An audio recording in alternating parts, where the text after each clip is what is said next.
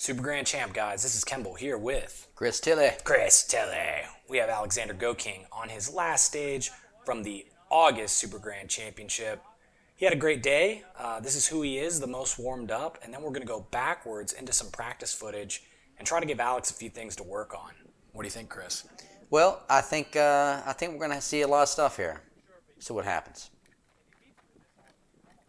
It's like the shooting part, I think people tend to, even myself sometimes, tend to underestimate the importance of movement. Not necessarily fast, freaking bolting to one position and that kind of movement. But if I could shoot on the move for an entire stage and not go to zero in terms of velocity, then I'm definitely gonna put myself, in a better spot. And something I can more easily put into words. I would tell myself, like, you need to get out and start doing things that you are absolutely not comfortable with at all. I think at one point today I shot a disappearing target on the move and got decent hits with it. Okay, without thinking about it, what did you think of that run? Footwork. Visualization, and then fundamentals. Grip pressure. Didn't look like he was jumping around a little bit. Let's see on practice here. What we got to work on?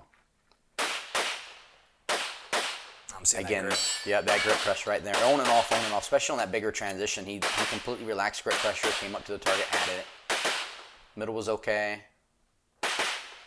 Looks solid on the top. Yeah, footwork looks pretty good up there. It's interesting. He came and said the number one thing he was looking to improve with you was movement. But now that I look, it seems like grip is lacking. Yeah, the gun's moving a lot more than it should be after the shot, just on the return. That particular gun, as it is anyway, has a tendency to want to slap back. And the only way to overcome that is have a tighter grip pressure. So we're going to get with him there, get him to take more control over that grip pressure and how to apply it. If you watch the gun, you're going to see it bobble as he hunts for targets and tries to settle the gun. Yep. Yeah, first target was moving. Definitely no grip pressure. Less at the first one than the second one.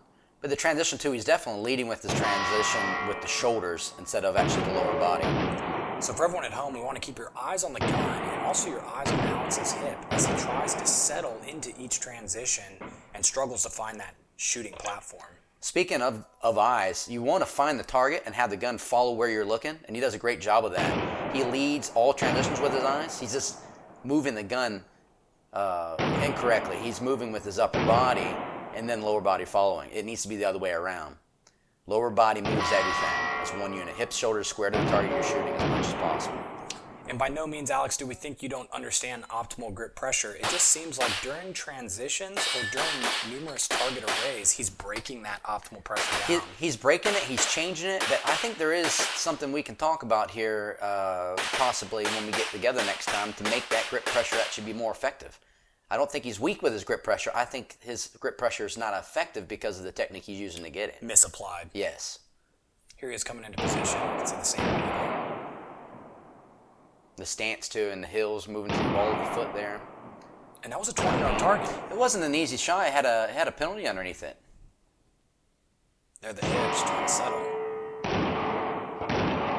That's going to lead to sight noise and drop points, Alex. Yeah, your hips. When your hips are moving last, when the sights are on the target and you're ready to break the shot, all of a sudden when your hips stop, guess what? They're not going to be there. Moving as one unit from the lower body, from those thighs. Shooting on the move looks good. Not bad. Slow reload up the stairs. Shooting on one foot like Aaron Eddins. Yeah, that weight, you want to try to be as neutral as possible with that weight balance.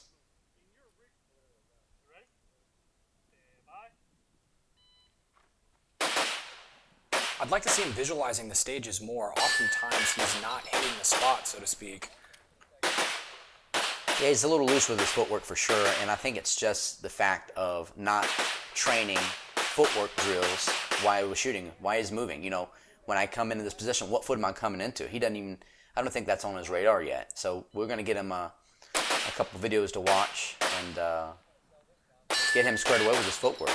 This run, he's the most lubed up. He's a little bit better, but we're still seeing that stage planning thing rear its ugly head.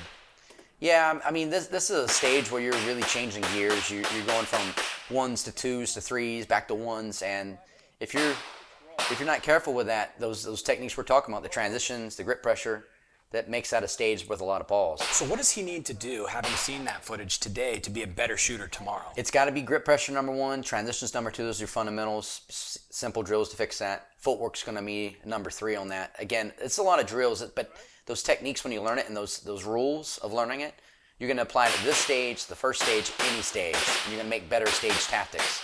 Speaking of stage tactics, we're going left to right here. Yeah. Did you see how he zigzagged there in the middle? He has a tendency on that footwork to move towards the targets he's engaging versus move towards where he's going. And that puts him a couple steps behind and off course. What Chris is discussing is a pathing issue, Alex. So as you go left to right with footsteps, you're actually decreasing the amount of efficiency in your motion. Yeah, he needs to be left right now. He went to the targets. You could have shot him from the left side, but when he did the reload, he was a little late on the load, by the way. He stayed on the left side. He should transition and reload at the same time.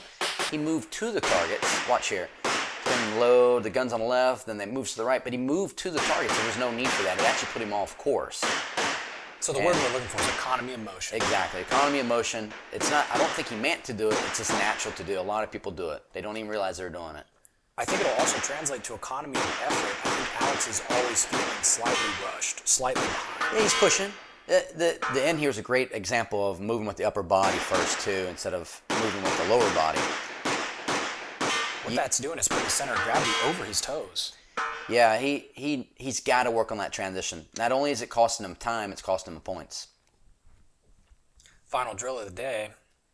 I watched his walkthroughs a lot, and I have a feeling these walkthroughs, he's doing exactly that in his runs. He's actually visualizing a hastened, hurried, non-precise stage plan.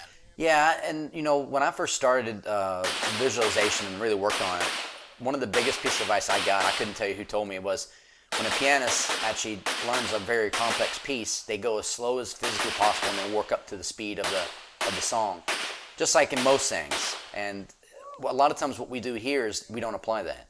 And when your visualization comes in and you're learning it, when you're a new shooter like Alex is, you've got to visualize it. What do you think about that position? Footwork? Yeah, I mean, and the thing is, he practiced that. You saw before he ran it, he actually meant to do that.